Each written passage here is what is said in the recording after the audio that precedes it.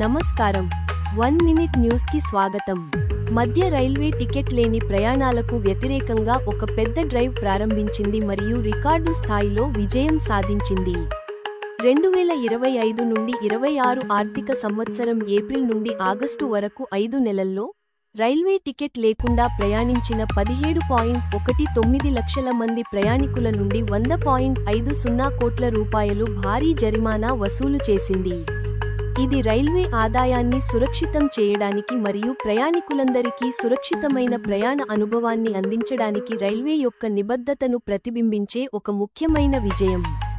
August 2025లో మాత్రమే మధ్య railway ticket తనిఖీ బృందాలు 2.76 లక్షల మంది టికెట్ లేని ప్రయాణికులను పట్టుకున్నాయి. ఇది గత సంవత్సరం ఆగస్టుతో పోలిస్తే 18% పెరుగుదల. జరిమానా మొత్తం కూడా 55% పెరిగి ఇండియన్ రూపీ 13.78 కోట్లకు చేరుకుంది.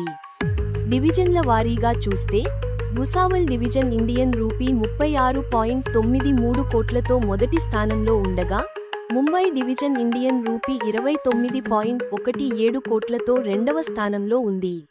టికెట్ తనిఖీల కోసం రైల్వే అనేక వ్యూహాలను అనుసరిస్తుంది.